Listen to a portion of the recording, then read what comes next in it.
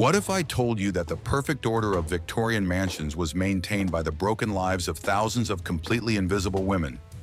The luxurious social balls and impeccably served tables of London's elite reliably concealed the harsh reality of those hard workers who provided this unparalleled comfort on a daily basis. The lives of domestic servants were subject to the strictest unspoken rules, the slightest violation of which was punished by immediate expulsion onto the cold cobbled streets without a penny in their pockets. High society was particularly cruel to maids who were expecting a child, mercilessly depriving them of any chance of preserving their good name and reputation. Watch the video to the end to learn how the ideal system of servant management turned pregnancy into an irreversible social sentence.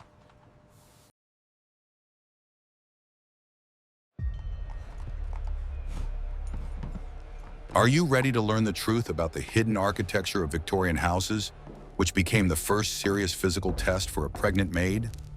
Wealthy mansions were designed in such a clever way that the numerous servants remained completely invisible to their wealthy owners and their high-ranking guests. The strict segregation of the interior living space dictated its own unbreakable and cruel laws of survival within the vast London estate. Lower-ranking maids were strictly forbidden from using the wide ceremonial corridors or accidentally crossing paths with members of the master's family without direct orders to do so. The pregnant worker moved exclusively through dark service corridors, desperately hiding the changes in her figure under voluminous, starched work aprons. The architecture literally weighed down on the emaciated women, forcing them to cower against the walls at the slightest sound of the heavy footsteps of their masters approaching. Every work movement was controlled by an incredibly strict daily schedule that left no time even for a short break during a long shift. The windows in the cramped servants' quarters were often placed too high for the girls to see the bustling city streets. This architectural design created a persistent feeling of constant isolation from the outside world and greatly intensified the deep sense of complete loneliness. A pregnant woman found herself locked within 4 deaf walls, completely unable to seek advice or help from outsiders. The luxurious rooms of the owners, on the other hand, were always bathed in the bright light of huge windows and constantly warmed by the hot flames of large fireplaces. The sharp daily contrast in living conditions constantly reminded the tired maids of their extremely low and completely disenfranchised social status. The inner courtyards of the mansions also served as a place of constant, hard, and exhausting labor for all the servants of the huge house. There were heavy hand pumps for water, which had to be pumped daily into large tanks on the top floors. The maids tirelessly carried huge jugs of ice-cold water up the endless steps of the steep black staircase from early morning. In winter, these stone courtyards were covered with a thick, slippery crust of ice, turning the usual routine trip for water into a dangerous ordeal. Any timid complaint about the excessive heaviness of the work was regarded as unforgivable laziness and immediately reported to the strict manager of the wealthy house. The architectural design of wealthy London homes included an incredibly complex mechanical system of bells for urgently summoning domestic servants. These numerous brass bells hung in the dark corridors for servants and could ring piercingly at any moment during the long day or short night. A complex and confusing system of secret corridors and narrow staircases turned a huge, luxurious house into a real trap with no way out for a working woman. She could not simply walk out the massive front door and disappear unnoticed, as all exits were strictly controlled by the master's security guards. It would be very interesting to hear your opinion on such harsh and uncompromising architectural solutions of that distant historical time. What do you think about such a strict division of living space in huge Victorian mansions? Write about it in the comments. Be sure to subscribe to our channel right now to regularly receive even more incredibly interesting facts about the mysteries of past eras. Oh, entirely.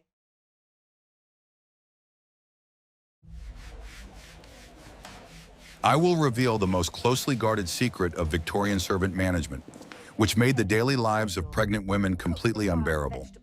All authority over the female staff in a huge house belonged to one single person with unquestionable authority, the housekeeper.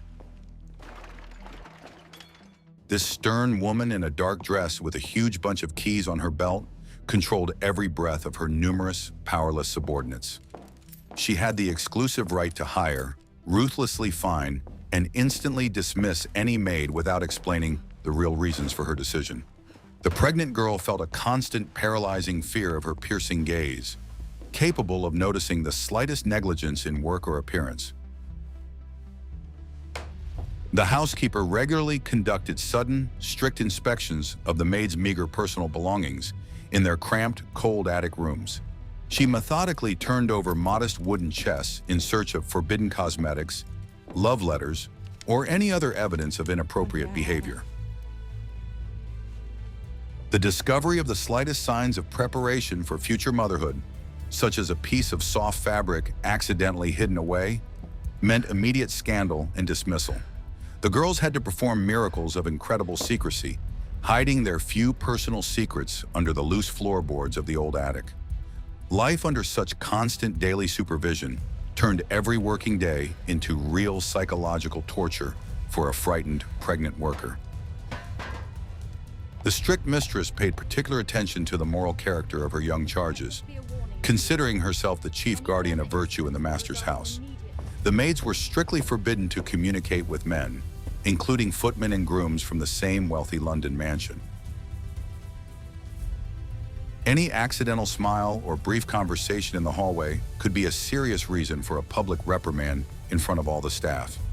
For a pregnant woman, this meant it was absolutely impossible to ask for physical help in carrying heavy buckets of water or coal. She was forced to cope with the unbearable daily labor completely alone, under the watchful and suspicious gaze of the housekeeper. Days off in a classic Victorian mansion were incredibly rare, granted to maids only once every few long weeks. But even this long-awaited short period of rest was completely regulated by strict rules set by the relentless housekeeper. The girls were only allowed to go to church or visit their closest relatives, and the time of their return was fixed to the minute. Being late was considered a gross violation of discipline and could cost a careless maid her stable job. For a woman in her position, this short day off was the only tiny chance to secretly seek help outside the stifling house. Illness was considered a completely unacceptable luxury for a working person in the strict and uncompromising Victorian value system. If a maid was unable to get out of bed due to severe illness, her salary for that day was immediately and completely withheld. In the case of a prolonged illness, the housekeeper would simply order the unfortunate girl's belongings to be packed up and show her out of the wealthy household without any regrets. Pregnant women experiencing natural physiological difficulties were forced to endure them exclusively on their feet, hiding their weakness. Any request for medical assistance from a low-ranking maid was considered unheard of and absolutely unacceptable insolence. It is quite exquisite. This whole carefully constructed system of cruel total control was aimed at completely suppressing the will of the working person. A maid had to function as a flawless and completely silent mechanism, without any personal problems or desires of her own.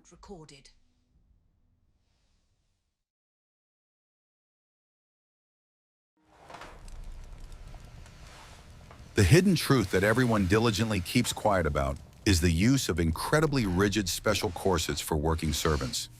In the Victorian era, uniforms were not just practical work clothes, but a powerful tool for strict social control over women. Maids were required to wear thick dresses made of cheap, coarse fabric that hid any natural curves of their young figures. An essential part of this strict everyday wardrobe was a stiff corset that tightly cinched the waist to the generally accepted aesthetic standards of the time. For a pregnant maid, this mandatory item of clothing became a real physical ordeal and the only reliable means of concealing her condition. Corsets for maids were made of thick, durable cotton or linen using stiff plates of whalebone or cheap steel. They were significantly cheaper and coarser than the elegant models worn by wealthy mistresses of rich London mansions. In addition to the stiff corset, wide starched aprons covering the front of the dark uniform dress played an important role in camouflage. These aprons were made of thick white fabric and often had many decorative folds or wide ruffles around the waist. Pregnant maids learned to masterfully use these voluminous folds of fabric to visually hide their gradually growing bellies from prying eyes. They deliberately starched their aprons so heavily that the fabric stood literally stiff, creating a reliable artificial barrier in front of their figures. A properly tied apron could hide the secret for several long months, deceiving even the most attentive gaze of a strict housekeeper. Strict rules categorically forbade servants from making any independent changes to the approved cut of their everyday uniforms. Altering a dress to make it slightly looser at the waist meant coming into direct conflict with the ruthless housekeeper. Washing and maintaining the uniform in perfect condition was a separate and difficult task for every self-respecting London maid. Dresses and starched white aprons had to be absolutely clean, without the slightest speck of soot or spilled wax. The girls spent their rare hours of precious rest mending worn seams and bleaching collars with a caustic soap solution. For a pregnant woman, this additional unpaid night work took away the last bits of strength needed for the hard day ahead. However, the perfect cleanliness of the uniform was the best way to distract the strict inspectors from the changes in the woman's figure. Particular difficulties began in the last months, when it became physically impossible to hide the changes with just a stiff corset. During this critical period, women resorted to incredible tricks, wearing extra layers of petticoats to create a uniform, enormous volume. The uniform served both as a symbol of complete social subordination and as the only means of disguise available to girls who had fallen into terrible trouble. Historians of everyday fashion are still amazed at the incredible ingenuity of Victorian maids in secretly altering the cut of their simple dresses. Like this video, if you are interested in such unusual and little-known historical facts about the lives of ordinary people.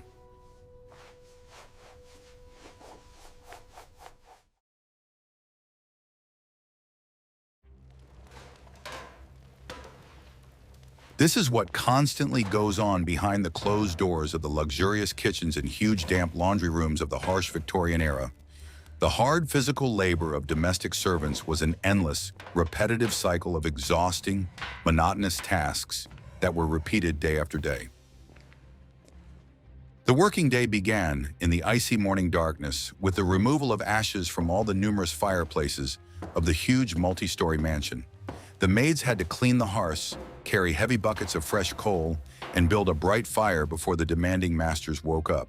For a woman in her condition, carrying heavy loads up steep black staircases at dawn was an incredibly dangerous and difficult ordeal.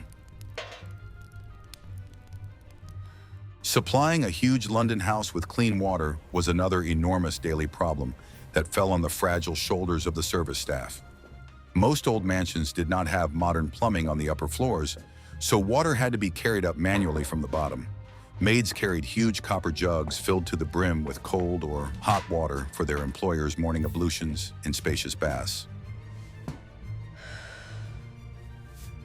Each such trip up the narrow spiral staircases required enormous physical energy and perfect balance from the tired workers. Pregnant women, suffering from constant dizziness, risked serious injury at the slightest loss of concentration on the slippery, worn wooden steps. Cooking for a huge family and the entire staff required continuous work for many hours in incredibly stuffy basement rooms. Cooks and their young assistants constantly had to deal with hot stoves, heavy cast iron baking trays, and huge pots of boiling broth. The heat in such kitchens was unbearable, especially in the summer months, when the ventilation was completely inadequate. Pregnant workers were forced to stand for hours on end, cutting up animal carcasses or laboriously whipping cream for complex desserts. The slightest mistake or spoiled expensive dish inevitably led to serious financial penalties and loud scandals from the management. Was for the ambassador's table. Clean this up now.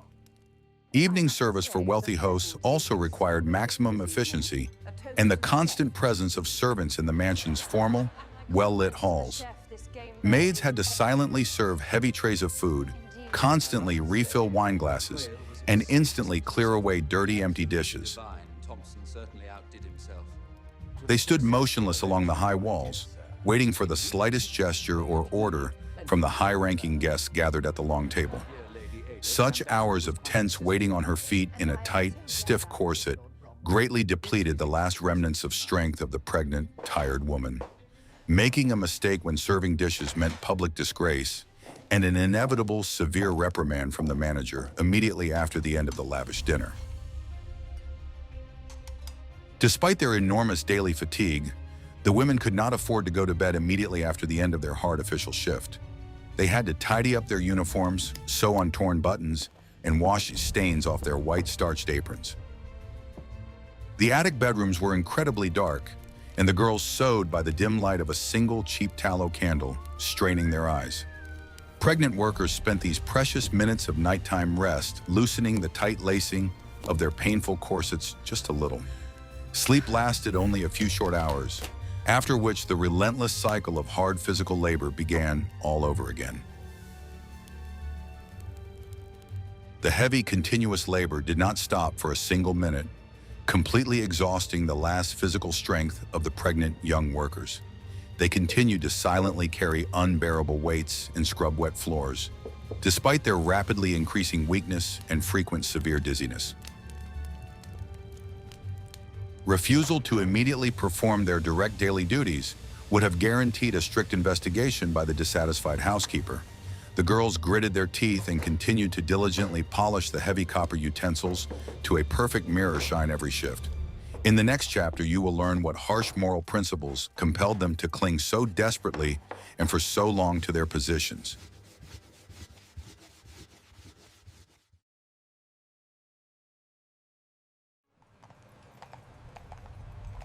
Victorian society was thoroughly imbued with ideas of absolute outward respectability and strict adherence to established unspoken social norms.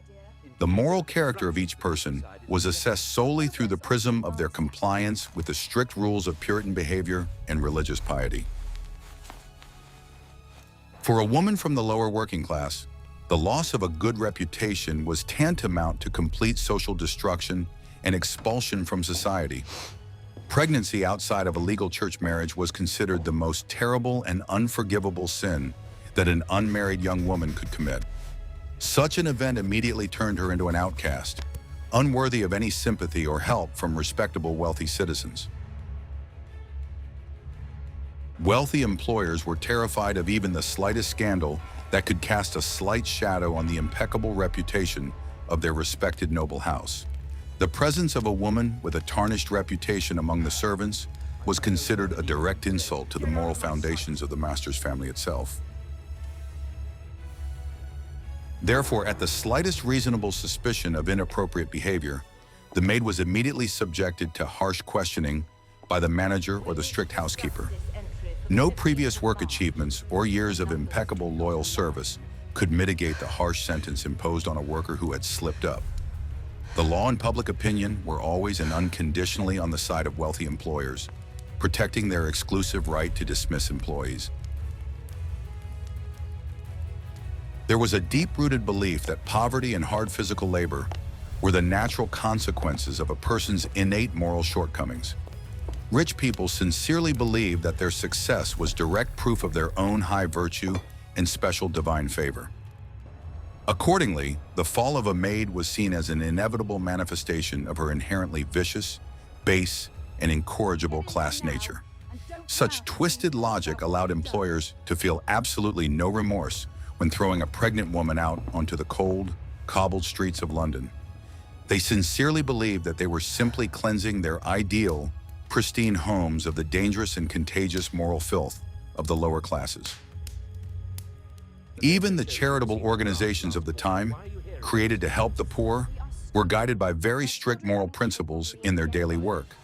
They preferred to help only the so-called deserving poor, whose reputation remained absolutely impeccable despite their misfortunes in life. A woman expecting a child out of wedlock automatically fell into the category of undeserving, and the doors of most shelters were closed to her. She was denied warm shelter, clean clothes, or even a bowl of hot soup, citing her unforgivable sin. This cruel system of social filtering left the expelled maids with very little chance of physical survival in the vast, cold city. This era went down in history as a time of incredible technological progress, but also as a period of extreme moral hypocrisy in society. The luxurious facades of perfect brick mansions hid a ruthless system of exploitation that showed no mercy for human weaknesses. The perfect order in the homes of the aristocracy was maintained at the cost of constant fear and absolute powerlessness for thousands of young single women from the provinces.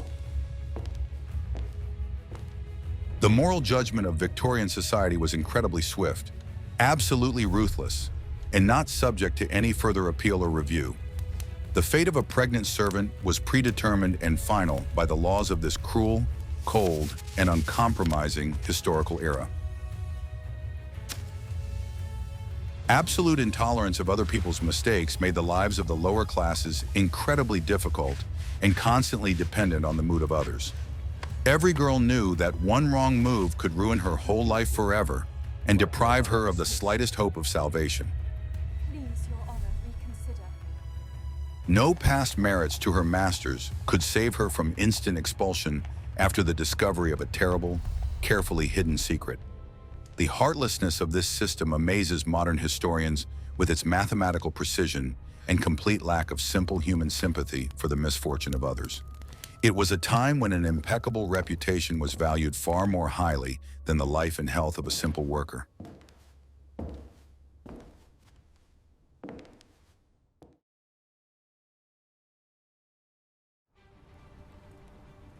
What would happen if none of the high-ranking masters found out about this terrible secret in time, and the secret was suddenly revealed?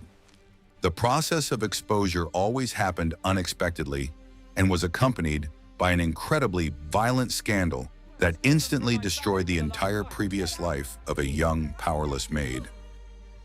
She finally got caught.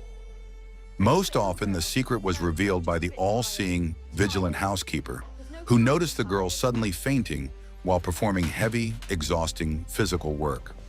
Sometimes the reason for the exposure was an accidental denunciation by an envious colleague who noticed suspicious changes in the cut of the stiff work dress. From that moment on, events unfolded rapidly, leaving the unfortunate woman no chance to justify herself or ask for leniency. After the hidden fact was discovered, the maid was immediately summoned to the dark office of the manager or housekeeper for a short and harsh interrogation. She was not asked about her well-being, but only dryly informed of the fact of a gross violation of the strict moral rules of the pious wealthy household. The decision to dismiss her was made instantly, without any lengthy discussions or the possibility of receiving severance pay for her honest work. The woman was ordered to leave the grounds of the huge mansion immediately so that her presence would no longer defile the impeccable order of her employer's home. This sentence was not subject to appeal, and any tears or pleas for mercy were met with a wall of icy Victorian indifference. The packing of her meager personal belongings took place under the strict and humiliating supervision of the senior servants, so that the dismissed maid would not take anything extra with her. The girl had to take off her clean uniform and change into the old simple clothes she had once worn when she came to be hired. She was not even allowed to say goodbye to her few friends, so as not to cause unnecessary noise and disrupt the established work routine. A modest wooden chest was placed outside the back black door of the mansion, and the heavy bolt was closed forever behind the crying, unhappy exile. This cruel process took no more than an hour, completely and irrevocably erasing years of hard and devoted daily labor. The expelled maid gathered her modest wooden chest under the contemptuous and cold glances of her few former London colleagues. She was given absolutely no time for lengthy preparations or a desperate search for temporary, cheap accommodation before her final departure. The massive doors of the luxurious mansion closed behind her forever, leaving her alone with the indifferent, vast, and cold city. Her uniform was mercilessly taken away, leaving her with only the thin old clothes that offered no warmth in the cold winter weather. In the next chapter, you will learn why obtaining a letter of recommendation was critically important and why its absence ruined absolutely everything.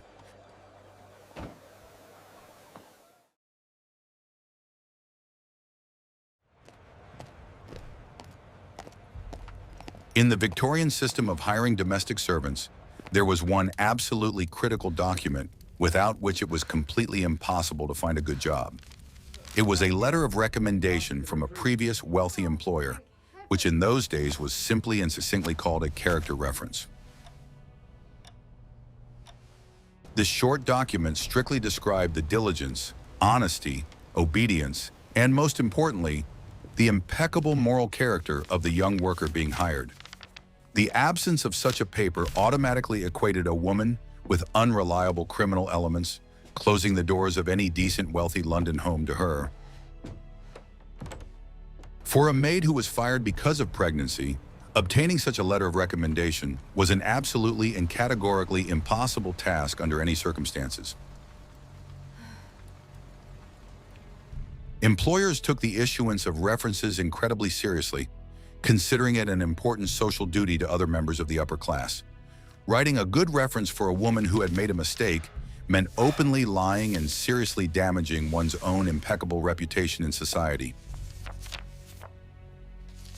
Therefore, a maid dismissed for misconduct left the huge house not only without the money she had earned, but also with a permanently tarnished employment history. She could no longer apply for a position as a cook, laundress, or even the youngest assistant in any respectable bourgeois household. This thin piece of paper had enormous power over people's destinies, drawing a harsh and insurmountable line between a comfortable life and poverty on the streets. The realization that without a letter of recommendation her life was completely over was the most terrible blow for the dismissed London maid.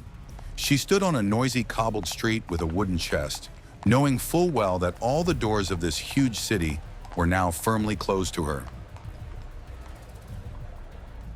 The absence of a small piece of paper signed by her employer negated years of exemplary work, rendering her socially invisible. The harsh bureaucratic system of Victorian employment knew absolutely no exceptions and did not allow for the slightest display of human compassion. A letter of recommendation was valued by society much more highly than actual skills, sincere remorse, or a woman's desperate desire to work honestly and diligently. The entire system was designed to protect the employer and completely deprive the employee of any legal rights to self-determination. If a maid did not like the conditions, she could not simply leave, as the employer could vengefully refuse to give her a good reference. This fear of losing a precious document forced girls to endure any abuse, overwork, and terrible living conditions in the wealthy homes of the aristocracy. When dismissal for moral reasons occurred, this fear became a harsh reality, depriving a woman of all hope. Without a reference, a former maid would rapidly descend to the very bottom of Victorian society, from which there was no return. Having lost all hope of finding normal employment, women were forced to seek any casual small earnings on the dirty streets of the capital. They tried to sell cheap matches, wash other people's laundry in the icy river water, or do the dirtiest work in the markets. But these penny earnings could not provide them with even the minimum sustenance, let alone pay for a warm and safe place to live. Physical exhaustion set in incredibly quickly, exacerbated by the heavy burden of pregnancy and the constant paralyzing fear of an inevitable cold and hungry future. The lack of the coveted stamped paper slowly but surely killed them, leaving them with no real chance of physical salvation.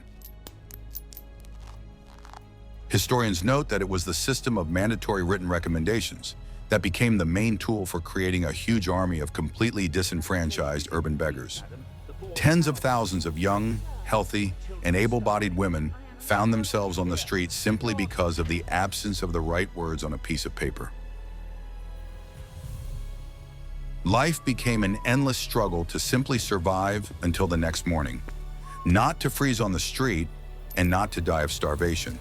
The cruelty of the Victorian recommendation system lay in its absolute legality and complete support from all strata of the wealthy, educated society. It was the ideal instrument of social control, quietly and routinely destroying human destinies without the slightest chance of a fair legal appeal.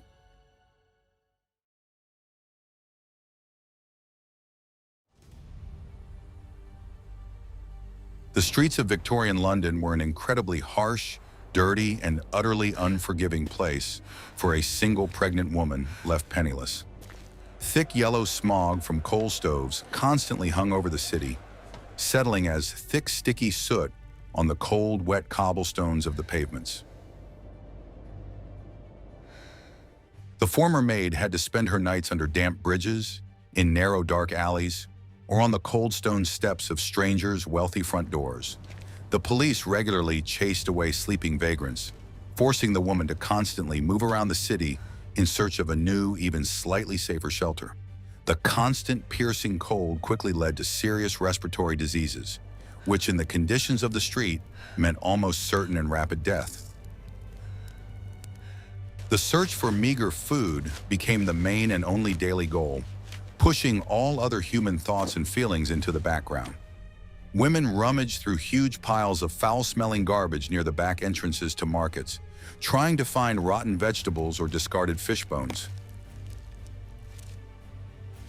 Sometimes they managed to beg for a piece of stale bread from compassionate merchants, but more often than not, they received only harsh curses and strong shoves.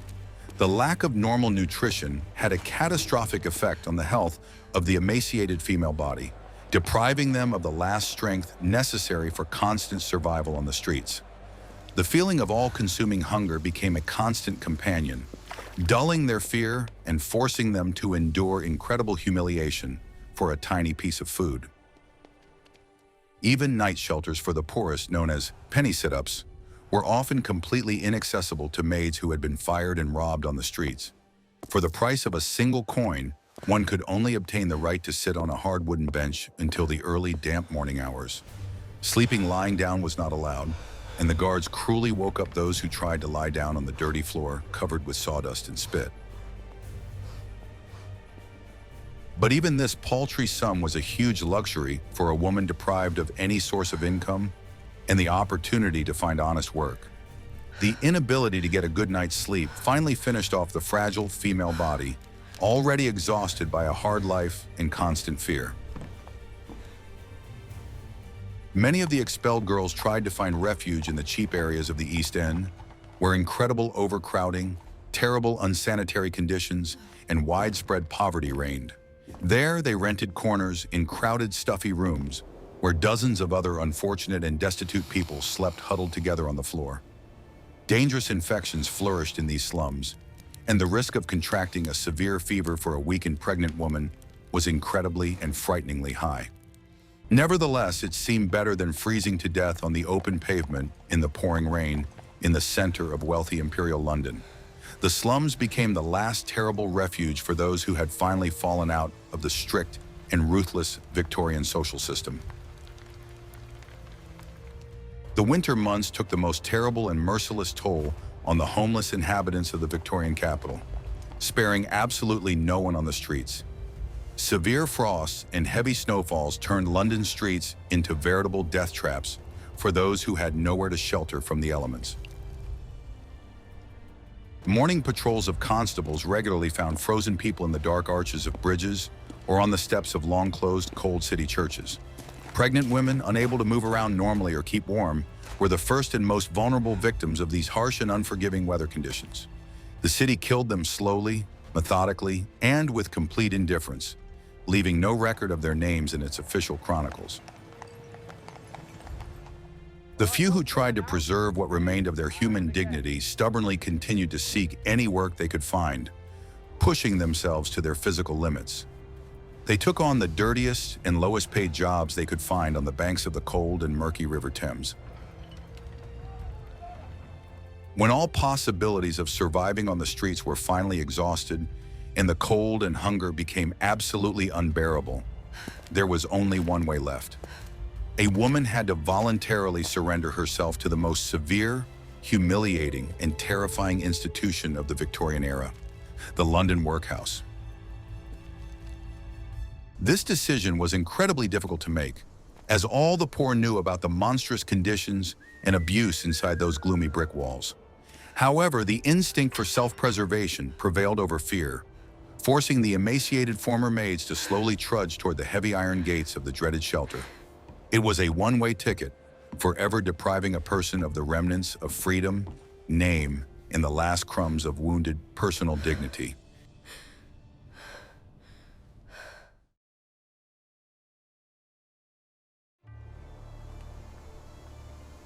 The entrance to the Victorian workhouse was designed to humiliate people as much as possible and crush their will from the very beginning.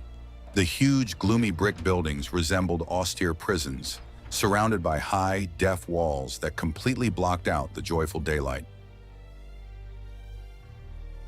The poor who arrived were forced to wait for a long time in the cold, piercing wind in front of massive iron gates, demonstrating their absolute insignificance to the state.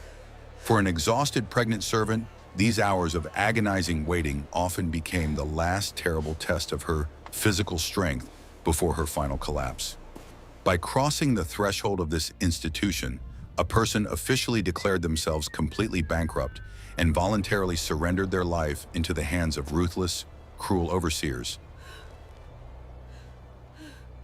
Workhouses were designed on the basis of the strictest physical separation of all arrivals according to gender, age, and degree of working capacity and health.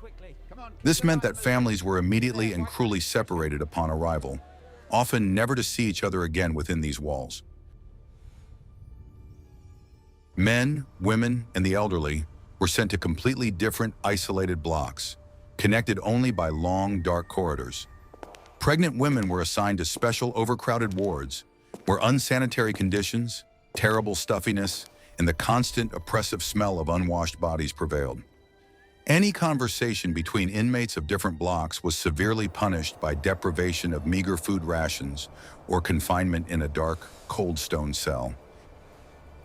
Living conditions inside these gloomy brick walls were deliberately made even harsher than the life of the poorest independent worker. The bedrooms were huge, long halls with bare stone walls, lined with rows of narrow, hard iron beds without proper mattresses. Thin woolen blankets offered no protection from the piercing cold in winter, and the constant dampness caused severe and painful bouts of persistent coughing. The windows were always barred, creating a persistent feeling of constant imprisonment and a complete lack of any hope of early release. For a former maid accustomed to the cleanliness of a mansion, this filth and squalor came as a real shock and a heavy moral blow. Medical care in workhouses was of the lowest standard and often did more harm than good. Doctors were overwhelmed by the huge number of patients and treated the poor with incredible contempt, bordering on outright and cruel disgust. Medicines were rarely given, and most illnesses were treated with the usual bloodletting or the prescription of strong, exhausting chemical laxatives. Hospital wards were overcrowded with seriously ill people suffering from various infections, making them the most dangerous places in the entire huge building. For a pregnant woman to end up in such a ward meant putting her life at enormous risk of contracting incurable and deadly hospital fever. Society considered the creation of such horrific institutions to be a great blessing and the highest manifestation of the state's concern for the marginalized segments of the large urban population. Taxpayers were convinced that their money was being used to reform lazy poor people by teaching them strict order and disciplined hard work. None of the respectable Londoners wanted to know the truth about what was happening behind the high brick walls of these terrible shelters. The suffering of thousands of people locked up there was completely hidden from the eyes of the prosperous bourgeois world, which continued to enjoy its luxurious daily balls. For a woman who found herself inside, that world ceased to exist forever, replaced by an endless series of identical, gray, and incredibly exhausting days.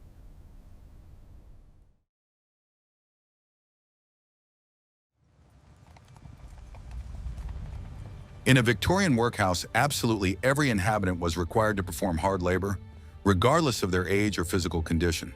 For women, one of the most common occupations was picking old tarred ship ropes into fibers, known as toe picking.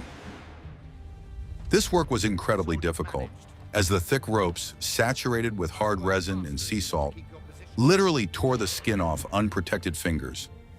Pregnant women sat for hours on wooden benches in cold halls, monotonously performing this exhausting and incredibly painful manual labor. Strict production quotas were strictly enforced, and failure to meet the daily quota inevitably led to a severe reduction in the already meager evening rations.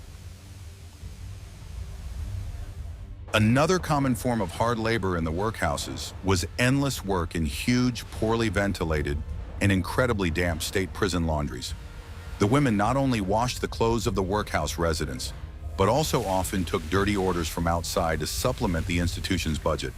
They had to stand in thick, suffocating steam, turning heavy wet sheets and coarse uniforms in huge vats of caustic boiling water.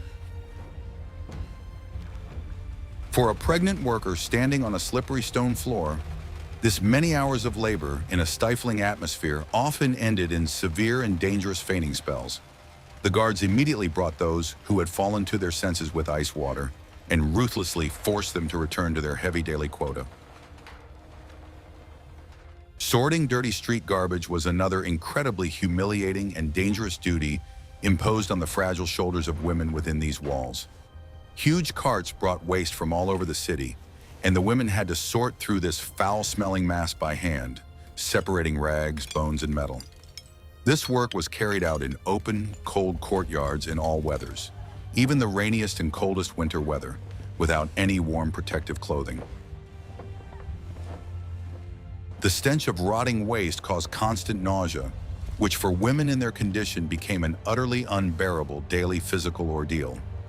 The risk of contracting dangerous infectious diseases through constant contact with urban waste was critically high and often led to sudden deaths. This entire horrific complex of physical and moral abuse was a daily routine for tens of thousands of disenfranchised women throughout Victorian England. The workhouse system made absolutely no allowances for physical condition, demanding complete and unconditional devotion of the last ounce of human strength. It was an industry that ground down broken human lives, where yesterday's neat maids turned into gray, faceless, and exhausted state slaves. It was almost impossible to escape from this terrible stone trap, as weakened bodies could no longer compete in the free market. Many women remained within these gloomy walls until the very end of their short, incredibly difficult, and endlessly tragic lives.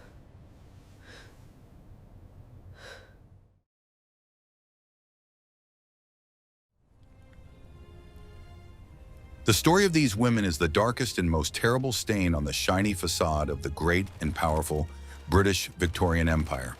Their hard unpaid labor, their unbearable suffering, and their quiet demise were the hidden price that society paid for its comfort. The cruelty of the Victorian system of poverty management is striking in its mathematical precision and complete lack of even the slightest hint of basic human compassion. The Victorian era left behind a multitude of dark, frightening secrets, securely hidden behind the dazzling glamour and wealth of high aristocratic society. Their terrible stories serve as a very important historical reminder of the enormous value of social support in the modern, hard-won rights of working people. What other little-known historical eras or unusual ancient professions would you like to explore in detail in our next documentary videos? Be sure to write your interesting suggestions in the comments below this video and subscribe to the channel so you don't miss out on new exciting episodes. Read all about it. The morning news. Watch where you're going, sir. Sorry, Governor.